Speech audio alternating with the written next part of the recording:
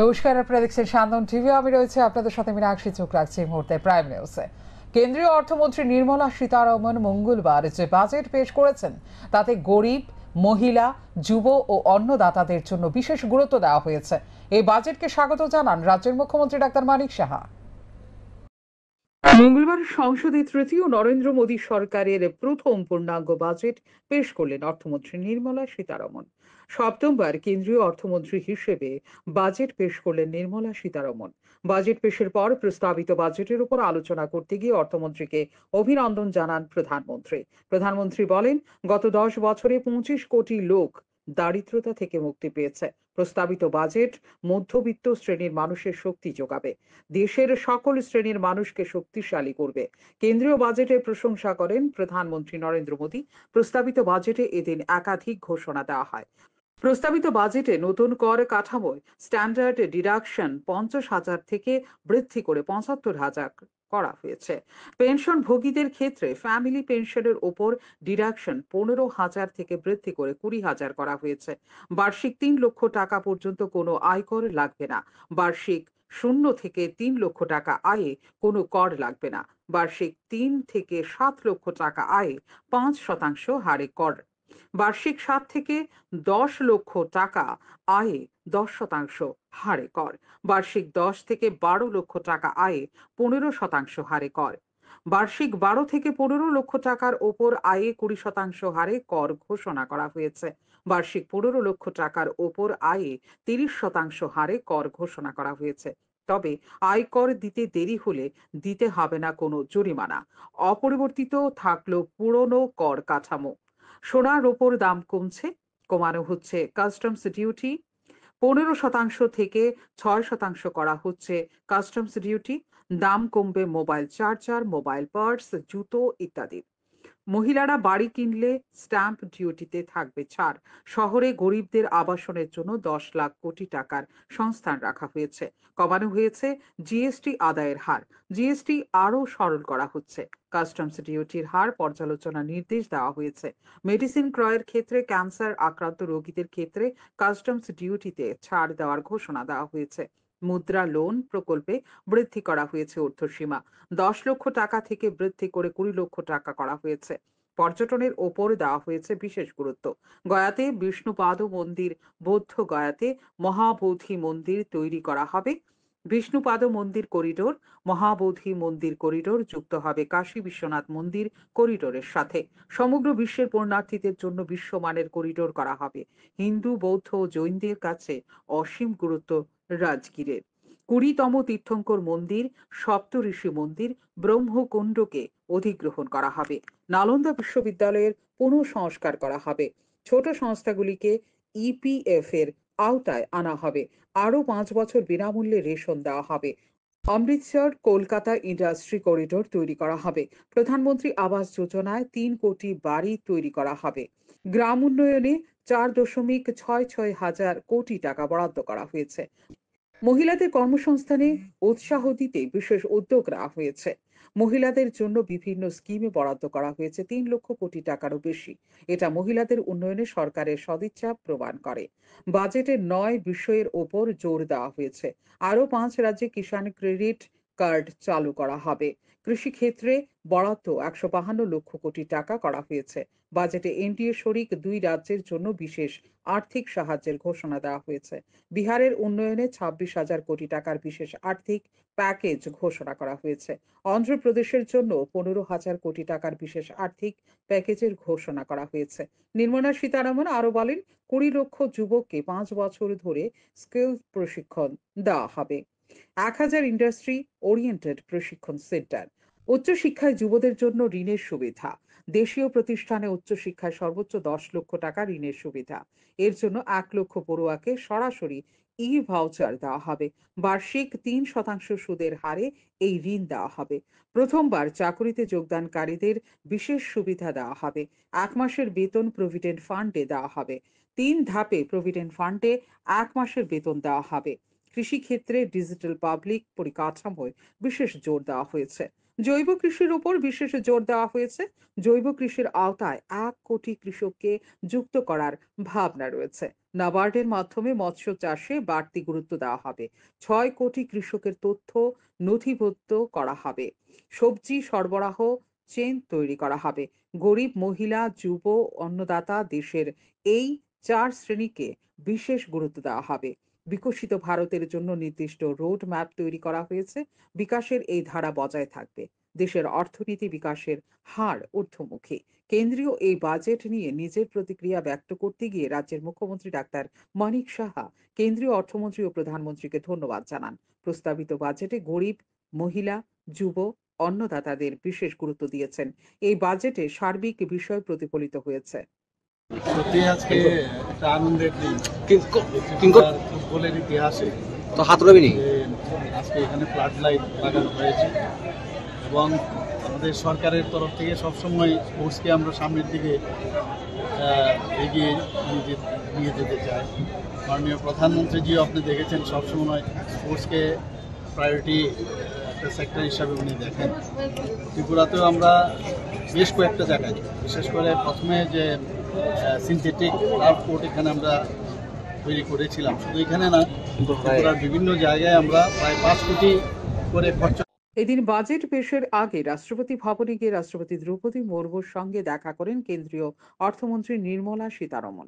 কেন্দ্রীয় অর্থমন্ত্রী বাজেট পেশ করার পর অভিজ্ঞ মহলের মতে এই বাজেটের মূল লক্ষ্য হবে ২০৪৭ সালের মধ্যে ভারতকে একটি উন্নত দেশ হিসেবে গড়ে তোলা। শান্তন টিভি। মুখ্যমন্ত্রীর হাত ধরে উমাকান্ত মিনি স্টেডিয়ামে উদ্বোধন হলো ফ্লাড লাইটের। রাজ্যে প্রথমবারের মতো কৃত্রিম আলোয় ফুটবল ম্যাচ অনুষ্ঠিত হওয়ায় মুখ্যমন্ত্রী ডাক্তার মানিক সাহা অভিনন্দন জানিয়েছেন প্রধানমন্ত্রী নরেন্দ্র মোদী এবং কেন্দ্রীয় অর্থমন্ত্রীকে।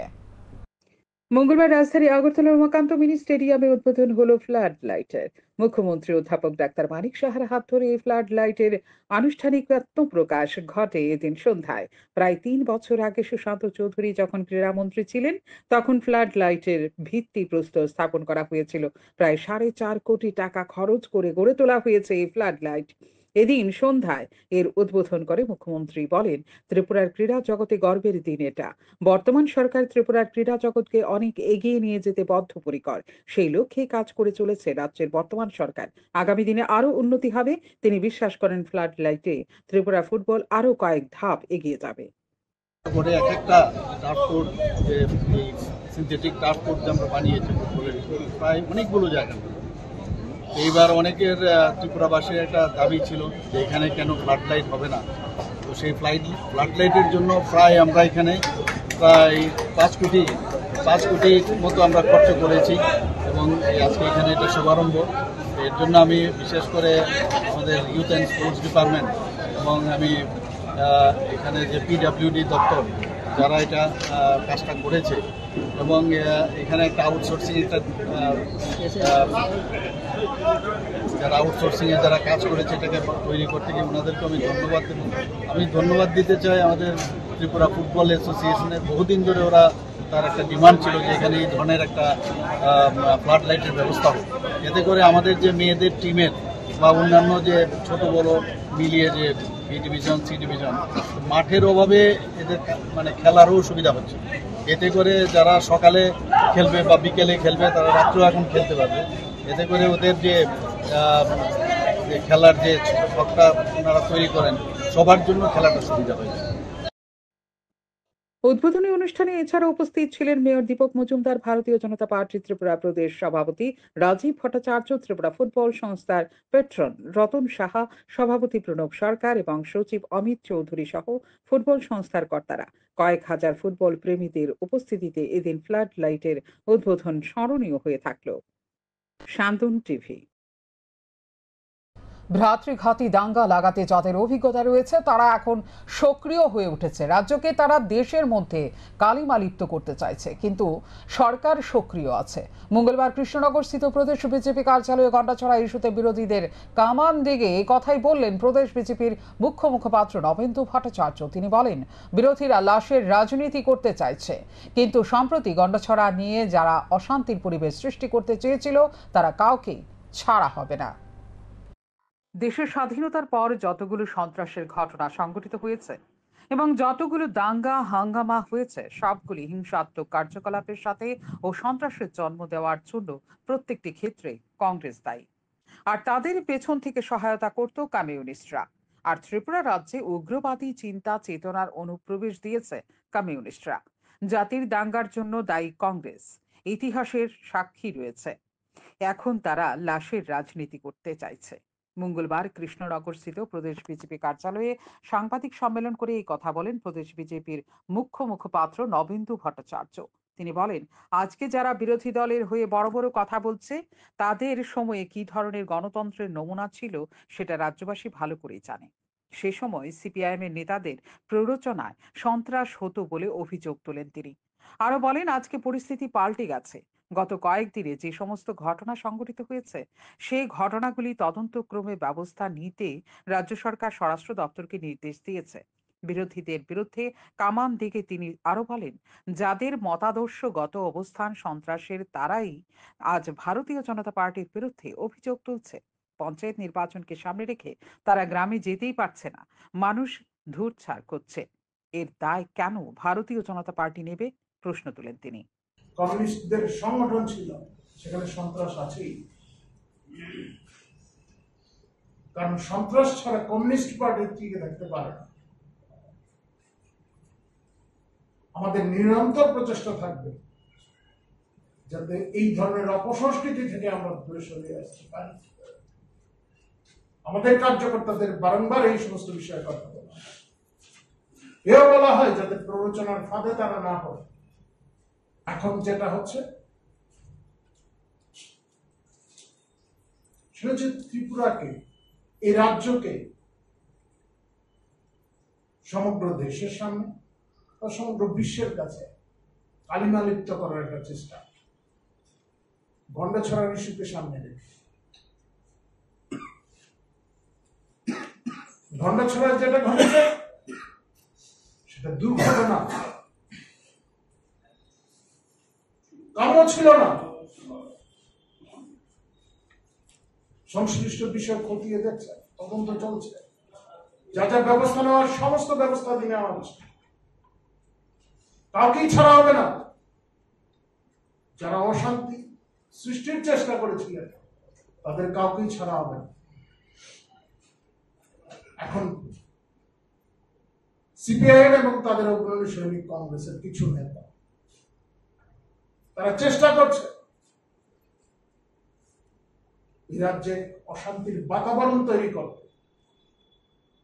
আরো বলেন, এই বিরোধীদের পরিণতি আগামী দিন আরো বেশি ভয়াবহ হবে।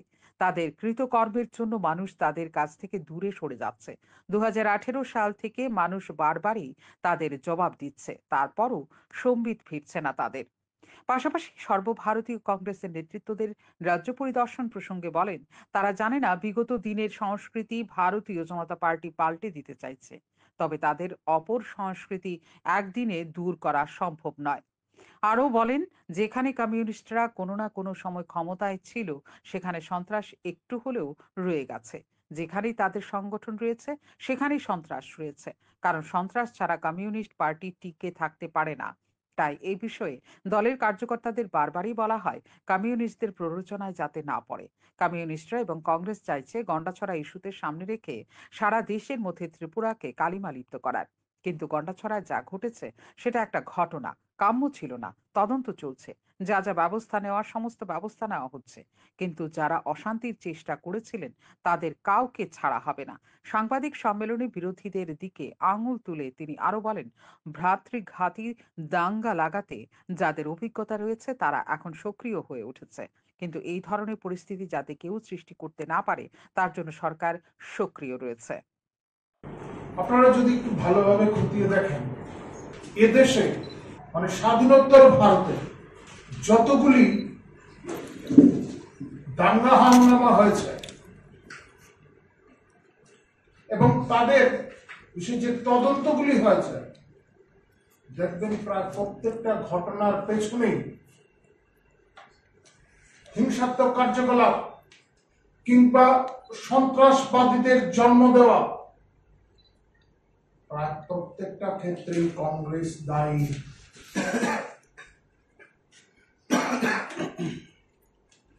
আপনি সিংটাঙ্গাই বলুন বা কাশ্মীর সমস্যাই বলুন, আমরা সমাধান করছি, কাশ্মীরের সমস্যার সমাধান হচ্ছে। পেছন থেকে ওই সময় কমিউনিস্টরা তাদের সহায়তা করত, আর আমাদের এদিকে এ রাজ্যে কমিউনিস্টরাই উগ্রবাদী মতাদর্শে, উগ্রবাদী চিন্তা চেতনা এগুলির অনুপ্রবেশ ঘটিয়েছে এই রাজ্যে। ইতিহাস তার সাক্ষী। ধ্বংসাত্মক কার্যকলাপ। প্রদেশ বিজেপির মুখ্য মুখপাত্র নবেন্দু ভট্টাচার্য বলেন, অশান্তি সৃষ্টির যে কোনো প্রচেষ্টা প্রতিরোধ করতে হবে, এটাই জানিয়ে দেওয়া হচ্ছে ভারতীয় জনতা পার্টির পক্ষ থেকে। শান্তন টিভি। পঞ্চায়েতের ৭১% পঞ্চায়েত সমিতির ৫৮% ও জেলা পরিষদের ১৭% আসনে বিনা প্রতিদ্বন্দ্বিতায় জয়ী শাসক দল ভারতীয় জনতা পার্টি। গ্রাম পঞ্চায়েতে আসন সংখ্যা ৬,৩৭০, পঞ্চায়েত সমিতির আসন সংখ্যা ৪২৩, জেলা পরিষদের আসন সংখ্যা ১১৬। মঙ্গলবার এক সাংবাদিক সম্মেলনের মধ্যে রাজ্য নির্বাচন আয়োগের পক্ষ থেকে বিস্তারিত তুলে ধরেন সচিব অসিত কুমার দাস।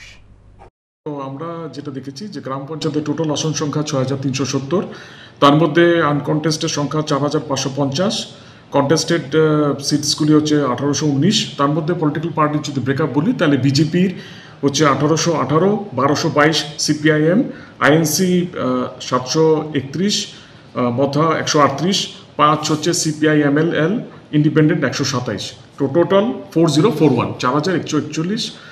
আর পঞ্চায়েত সমিতি টোটাল সিট ৪২৩, আপনারা জানেন। আনকন্টেস্ট ২৩৫টি, ১৮৮ কন্টেস্টেড সিটের সংখ্যা, তার মধ্যে বিজেপি ১৮৮, ১০৮। ভারতীয় মজদুর সংঘের ৭০তম প্রতিষ্ঠা দিবস উদযাপিত হয় মঙ্গলবার। এদিন আগরতলার আখাউড়া রোড স্থিত সংঘের প্রধান কার্যালয়ে এই প্রতিষ্ঠা দিবস উদযাপিত হয়। ত্রিপুরা রাজ্য কর্মচারী সংঘ এই প্রতিষ্ঠা দিবস উদযাপনের উদ্যোক্তা।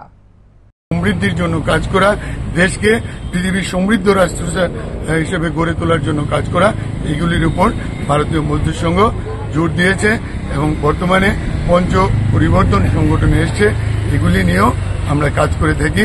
আজকে ৭০ বছর পূর্তি উপলক্ষে ভারতীয় মজদুর সংঘ বিভিন্ন কর্মসূচি গ্রহণ করেছে। কালভার্টের ভেতর থেকে উদ্ধার ঠিকাদারের মৃতদেহ। ঘটনা পানিসাগর থানার অন্তর্গত জলাবাসা দামছড়া প্রধান সড়ক সংলগ্ন ভাল্লুকছড়া এলাকায়। মৃত ঠিকাদারের নাম মারুফ আলী। ঊনকোটি জেলার ইরানি থানার অন্তর্গত যুবরাজনগর গ্রামের বাসিন্দা মারুফ আলী গত ১৫ জুলাই রহস্যজনকভাবে নিখোঁজ হয়ে যায়। মারুফ আলী পেশায় একজন ঠিকাদার। দীর্ঘ খোঁজাখুঁজির পর মারুফ আলীকে কোথাও না পেয়ে তার পরিবারের লোকজনেরা মামলা দায়ের করে ইরানি থানায়।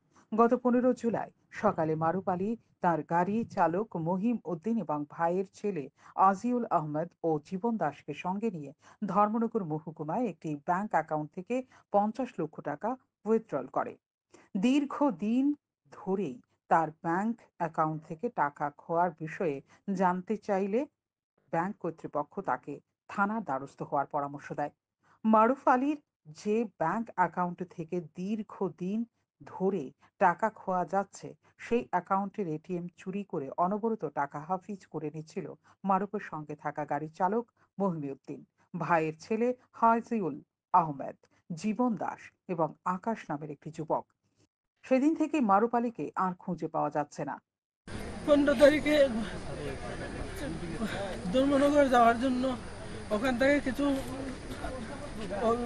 বাড়িতে কনস্ট্রাকশনের কাজ চলছে,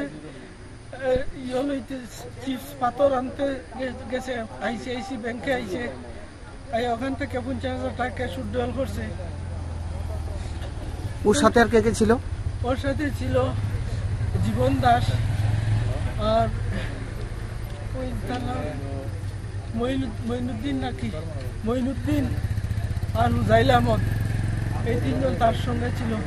কখন পুলিশ অনুমানিক 2:30-3টায় বাইর হয়েছে অ্যাক্সিস ব্যাংক থাকিয়া, আইসিআইসি ব্যাংক থাকিয়া টাকা উইথড্রল করিয়া বাইর হইয়া ধর্মনগর গেছে।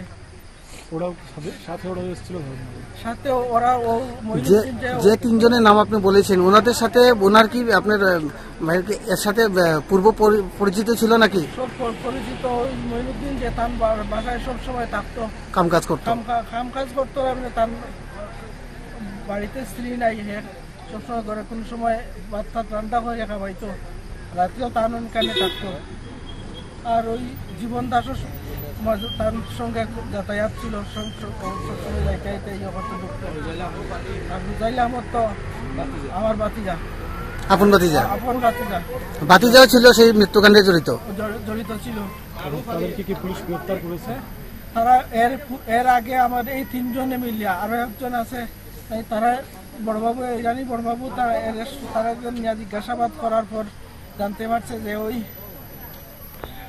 আকাশ ওই আর একটা ছেলে, তারাও মিলে অনেক টাকা তার এটিএম থেকে ছিনতাই করিয়া এরপরে বাগিয়া হয়ে গেছে জানি। অভিযুক্তদের বিরুদ্ধে ইরানি থানায় মামলা দায়ের করা হলে পুলিশ অভিযুক্তদের হেফাজতে নিয়ে নেয়। এই ঘটনার সঙ্গে আরো 2 অভিযুক্তের নাম উঠে আসে। তারা হলো শামীম মোল্লা এবং নিশবা আলী। এই 2 অভিযুক্তকেও জালে তুলে নেয় পুলিশ। শুরু করে তদন্ত। পানিসাগর থানার অন্তর্গত জলাপাশা দামছড়া প্রধান সড়কের লাগোয়া ভাল্লুকছড়া স্থিত সড়কের একটি কালভার্টের ভেতর থেকে শেষ পর্যন্ত মারুফ আলীর মৃতদেহ উদ্ধার করে পুলিশ। মৃতদেহ উদ্ধারের খবর পেয়ে ঘটনাস্থলে পৌঁছায় কৈলাসহর মহকুমা পুলিশ আধিকারিক জয়ন্ত কর্মকার, পানিসাগর মহকুমা পুলিশ আধিকারিক সৌম্য দেববর্মা সহ প্রশাসনের অন্যান্য আধিকারিকেরা। এখানে জিডি এন্ট্রি পেয়েছে 20 তারিখে, যেটা জিডি এন্ট্রি ছিল ওই মিসিং ডায়েরির রেফারেন্সে এসডিপিও কৈলাসহর এন্ড ওনার টিম ওরা একিউজদের সাথে খুঁজতে খুঁজতে ওরা একজন লোকের সন্ধানে ওরা নর্থ ডিস্ট্রিক্টে এসছেন। আসার পর এখানে পানিসাগর পিএস এবং দামছড়া পিএসের মাঝামাঝি একটা জায়গা আছে বাল্লুকছড়া, এখানে একটা স্পটে এই একিউজরা ওরা নাকি কনফেস করেছে।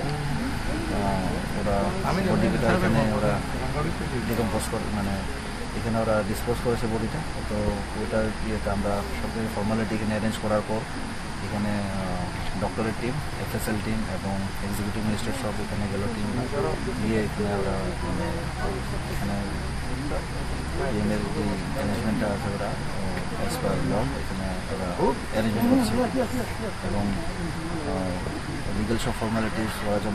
মারুফ আলীকে হত্যা করার ঘটনায় অভিযুক্তদের কঠোর শাস্তি দেওয়ার দাবি উঠল এলাকাবাসীর তরফে। শান্তন। জমি সংক্রান্ত বিবাদের জেরে ধরে গুরুতর আহত 65 বছরের বয়সের এক বৃদ্ধ। ঘটনা সোনামুড়া থানার অন্তর্গত ময়নামা গ্রাম পঞ্চায়েতের 4 নম্বর ওয়ার্ডে। গুরুতর আহত এই বৃদ্ধের নাম ফরিদ মিয়া। সোনামুড়া থানার অন্তর্গত ময়নামা গ্রাম পঞ্চায়েতের 4 নম্বর ওয়ার্ডের বাসিন্দা ফরিদ মিয়ার একটি কৃষি জমি জোরপূর্বক দখল করার জন্য মরিয়া হয়ে উঠেছে এলাকার এক কুখ্যাত গাঁজা ব্যবসায়ী আনোয়ার মিয়া। মঙ্গলবার সকালে ফরিদ মিয়া তার কৃষি জমিতে যান কৃষি কাজ করার জন্য। সেই সময়ে আনোয়ার মিয়া সহ তার ছেলে মামুন মিয়া এবং তার পরিবারের লোকজনেরা ধারালো অস্ত্র দিয়ে গুরুতর জখম করে ফরিদ মিয়া নামের 65 বছর বয়সের সে বৃদ্ধকে।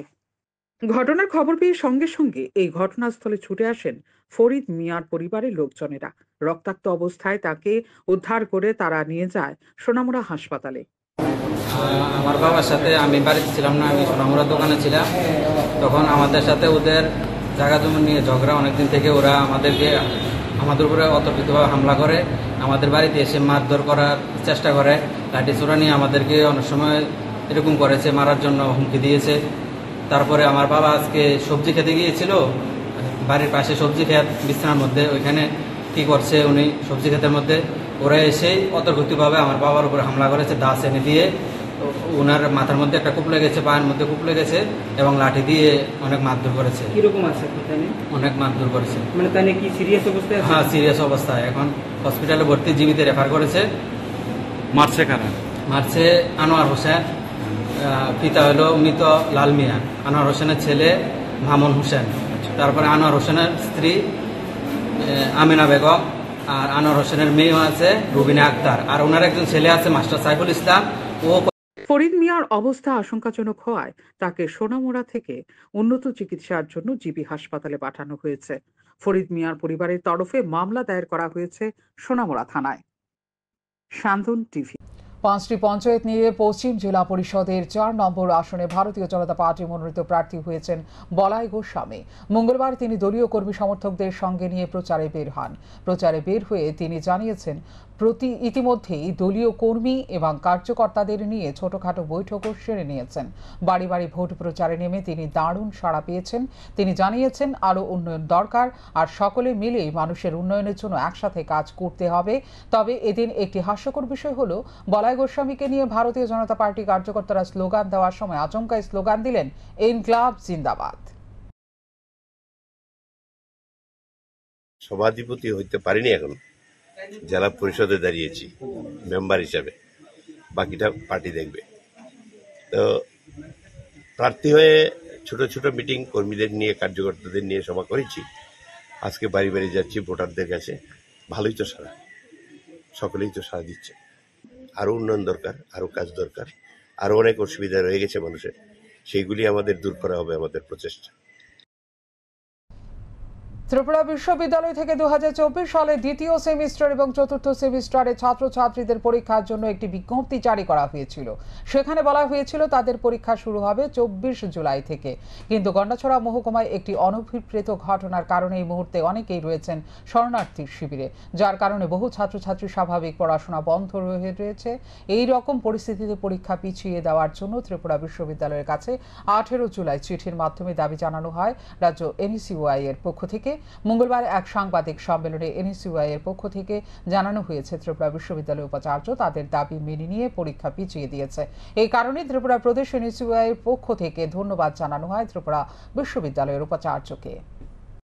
নোটিফিকেশন দেওয়া হয়েছিল 2024 সালের সেকেন্ড সেমিস্টার এবং ফোর্থ সেমিস্টারের ছাত্রছাত্রীদের পরীক্ষার জন্য, এবং সেখানে বলা হয়েছিল যে তাদের যে পরীক্ষার ডেট সেটা শুরু হবে 24/7/2024 থেকে, অর্থাৎ এই মাসের 24 তারিখ থেকে এটা শুরু হওয়ার কথা ছিল। কিন্তু এরই মধ্যে আমরা দেখলাম যে গন্ডাছড়ার মধ্যে যে একটা অনভিপ্রেত ঘটনা ঘটেছে, দুইটা সম্প্রদায়ের মধ্যে যে দাঙ্গাময় পরিস্থিতির সৃষ্টি হয়েছে, যার ফলে গন্ডাছড়ার অধিকাংশ ছাত্রছাত্রীরা সেখানে শরণার্থী ক্যাম্পের মধ্যে তারা বন্দী অবস্থায় আছে এবং তাদের যে স্বাভাবিক পড়াশোনা সেটা বন্ধ। এখনকার মতো এই মুহূর্তের সংবাদ এই পর্যন্ত। অন্যান্য আপডেটস দেখার জন্য অবশ্যই নজর রাখতে হবে শান্তন টিভির পর্দায়। শান্তন টিভি, দায়বদ্ধতাই যার ঐতিহ্য।